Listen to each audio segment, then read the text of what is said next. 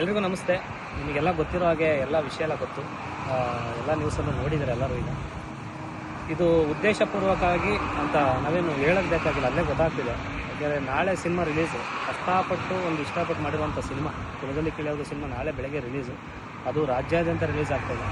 ಈ ನಡುವೆ ನಾಳೆ ರಿಲೀಸ್ ಇಟ್ಕೊಂಡು ಇವತ್ತು FIR ಮಾಡೋ ಅವಶ್ಯಕತೆ ಇರಲಿಲ್ಲ.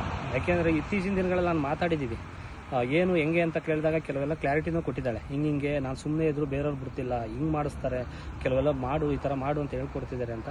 ಅವ್ರು ಯಾರ್ಯಾರು ಹೇಳ್ಕೊಡ್ತಾರೆ ಅನ್ನೋದು ನನ್ನ ಹತ್ರ ಬಾಯ್ಬಿಟ್ಟಿದ್ದಾಳೆ. ಓಕೆನಾ? ಅದು ಯಾರ್ಯಾರ ಜೊತೆಲಿ ನಿಂತಿದ್ದಾರೆ, ಟೋಟಲ್ಲು 2 ಹೀರೋಗಳು, ಒಬ್ಬರು ಲೇಡಿ ಡಾನು, ಅವ್ರು ಯಾರು ಅಂತಲೂ ಹೇಳ್ತೀನಿ ಅವ್ರು ಯಾರು ಅಂತ.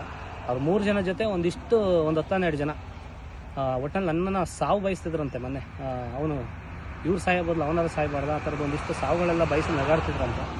ಗೊತ್ತಿಲ್ಲ ನಾನು ಯಾರಿಗೆ ಏನು ಮಾಡಿದ್ದೀನಿ ಅನ್ನೋದು ಗೊತ್ತಿಲ್ಲ. ನಂದಾತು ನನ್ನ ಪಾಡಿಗೆ ಕೆಲಸ ಆಯ್ತು, ಕೆಲಸ ಇಲ್ಲ ಅಂದರೆ ಊರಲ್ಲಿ ಜಮೀನು ಕೆಲಸ ಆಯಿತು ಅಷ್ಟೇ. ನಾನು ಇನ್ನೇನು ನಾನು ತಲೆ ಕೆಡಿಸಿಲ್ಲ. ಪ್ರತಿಯೊಂದು ಸಾಕ್ಷಿನ ನಾನು ತಂದು ಕೊಡ್ತೀನಿ. ಈಗ ನಂದು ಒಂದೇ ಓಡ್ತಿರೋ ತಲೆಯಲ್ಲಿ. ಯಾಕೆ ಅಂದರೆ 1.5-2 ತಿಂಗಳಿಂದ ಈ ಸಿನಿಮಾ ರಿಲೀಸ್ ಅಂತ ಎಲ್ಲರ ಮನೆಗೂ ಹೋಗಿ ಇನ್ವಿಟೇಷನ್ ಕೊಟ್ಟು ಸಿನಿಮಾ ಕರೆದಿದ್ದೀನಿ. ಎಲ್ಲರೂ ಕೂಡ ಸಿನಿಮಾ ನಾಳೆ ಬಂದು ನೋಡ್ತಾರೆ. ಅದಕ್ಕೆ ಮೋಸ ಆಗಬಾರ್ದು. ಯಾಕೆಂದ್ರೆ ನಿರ್ಮಾಪಕರು ಎಲ್ಲಿಂದ ದುಡ್ಡು ತಂದಿರ್ತಾರೋ ಏನಾಗಿರ್ತಾರೋ ಅದು ಗೊತ್ತಿಲ್ಲ. ಬಟ್ ಇವರಿಗೆಲ್ಲ ಗೊತ್ತಾಗಲ್ಲ. ಅದು ಏನೋ ಒಂದು ಹೆಸರಾಳು ಮಾಡಿದರೆ ಇದು ಮುಗೀತು ಅಂತ ಅವ್ರ ಮೈಂಡ್ ಏನೋ ಗೊತ್ತಿಲ್ಲ ನನಗೆ. ಬಟ್ ಇದರಲ್ಲಿ ನನಗೆ ಕಾಣ್ತಿರೋದು ಒಂದೇ, ನನ್ನ ಫ್ಯೂಚರ್ ಜೊತೆ ಮೇಯ್ನ್ ನಿರ್ಮಾಪಕರು ಮತ್ತು ಡೈರೆಕ್ಟ್ರು ಕಷ್ಟಪಟ್ಟು ಒಂದು ಒಳ್ಳೆ ಸಿನಿಮಾ ಮಾಡಿದ್ದಾರೆ. ಅದು ನನ್ನನ್ನು ಹೀರೋ ಆಗಿ ಮಾಡಿ ಒಂದಿಷ್ಟು ಬಂಡವಾಳ ಹಾಕಿದ್ದಾರೆ. ಅವ್ರಿಗೆ ಮೋಸ ಆಗಬಾರ್ದು. ಅದಕ್ಕೆ ಇದ್ರ ಕಡೆಯಿಂದ ಯಾವುದೋ ಪ್ರಾಬ್ಲಮ್ ಆಗಬಾರ್ದು. ಇದೇನಿದೆ ಉಳಿಯೋದು ನಂದು ಏನಿದೆ ಪ್ರಾಬ್ಲಮ್ಮು, ಅದನ್ನ ಅತಿ ಶೀಘ್ರದಲ್ಲಿ ಸಾಕ್ಷಿ ಸಮೇತ ಕಾನೂನು ರೀತಿ ನಾನು ಇದಕ್ಕೆ ಕ್ಲಾರಿಟಿ ಕೊಡ್ತೀನಿ. ಎಲ್ರಿಗೂ ನಮಸ್ತೆ. ಇದು ಉದ್ದೇಶಪೂರ್ವಕವಾಗಿ ಅಂತ ನಾವೇನು ಹೇಳೋದು ಬೇಕಾಗಿಲ್ಲ, ಅಲ್ಲೇ ಗೊತ್ತಾಗ್ತಿದೆ. ಯಾಕೆಂದರೆ ನಾಳೆ ಸಿನಿಮಾ ರಿಲೀಸು, ಕಷ್ಟಪಟ್ಟು ಇಷ್ಟಪಟ್ಟು ಮಾಡಿರುವಂಥ ಸಿನಿಮಾ ಕುಲದಲ್ಲಿ ಕೇಳೋದು ಸಿನಿಮಾ ನಾಳೆ ಬೆಳಗ್ಗೆ ರಿಲೀಸು. ಅದು ರಾಜ್ಯಾದ್ಯಂತ ರಿಲೀಸ್ ಆಗ್ತಾಯಿದೆ. ಈ ನಡುವೆ ನಾಳೆ ರಿಲೀಸ್ ಇಟ್ಕೊಂಡು ಇವತ್ತು FIR ಮಾಡೋ ಅವಶ್ಯಕತೆ ಇರಲಿಲ್ಲ.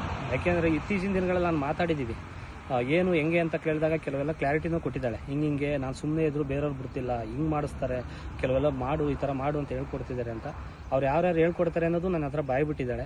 ಓಕೆನಾ? ಅದು ಯಾರ್ಯಾರ ಜೊತೆಲಿ ನಿಂತಿದ್ದಾರೆ, ಟೋಟಲ್ಲು 2 ಹೀರೋಗಳು, ಒಬ್ಬರು ಲೇಡಿ ಡಾನು, ಅವ್ರು ಯಾರು ಅಂತಲೂ ಹೇಳ್ತೀನಿ ಅವ್ರು ಯಾರು ಅಂತ.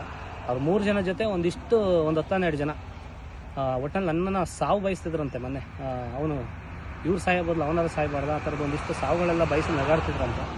ಗೊತ್ತಿಲ್ಲ ನಾನು ಯಾರಿಗೆ ಏನು ಮಾಡಿದ್ದೀನಿ ಅನ್ನೋದು ಗೊತ್ತಿಲ್ಲ. ನಂದಾತು ನನ್ನ ಪಾಡಿಗೆ ಕೆಲಸ ಆಯ್ತು, ಕೆಲಸ ಇಲ್ಲ ಅಂದರೆ ಊರಲ್ಲಿ ಜಮೀನು ಕೆಲಸ ಆಯಿತು ಅಷ್ಟೇ. ನಾನು ಇನ್ನೇನು ನಾನು ತಲೆ ಕೆಡಿಸಿಲ್ಲ. ಪ್ರತಿಯೊಂದು ಸಾಕ್ಷಿನ ನಾನು ತಂದು ಕೊಡ್ತೀನಿ. ಈಗ ನಂದು ಒಂದೇ ಓಡ್ತಿರೋ ತಲೆಯಲ್ಲಿ. ಯಾಕೆ ಅಂದರೆ 1.5-2 ತಿಂಗಳಿಂದ ಈ ಸಿನಿಮಾ ರಿಲೀಸ್ ಅಂತ ಎಲ್ಲರ ಮನೆಗೂ ಹೋಗಿ ಇನ್ವಿಟೇಷನ್ ಕೊಟ್ಟು ಸಿನಿಮಾ ಕರೆದಿದ್ದೀನಿ. ಎಲ್ಲರೂ ಕೂಡ ಸಿನಿಮಾ ನಾಳೆ ಬಂದು ನೋಡ್ತಾರೆ. ಅದಕ್ಕೆ ಮೋಸ ಆಗಬಾರ್ದು. ಯಾಕೆಂದ್ರೆ ನಿರ್ಮಾಪಕರು ಎಲ್ಲಿಂದ ದುಡ್ಡು ತಂದಿರ್ತಾರೋ ಏನಾಗಿರ್ತಾರೋ ಅದು ಗೊತ್ತಿಲ್ಲ. ಬಟ್ ಇವರಿಗೆಲ್ಲ ಗೊತ್ತಾಗಲ್ಲ. ಅದು ಏನೋ ಒಂದು ಹೆಸರಾಳು ಮಾಡಿದರೆ ಇದು ಮುಗೀತು ಅಂತ ಅವ್ರ ಮೈಂಡ್ ಏನೋ ಗೊತ್ತಿಲ್ಲ ನನಗೆ.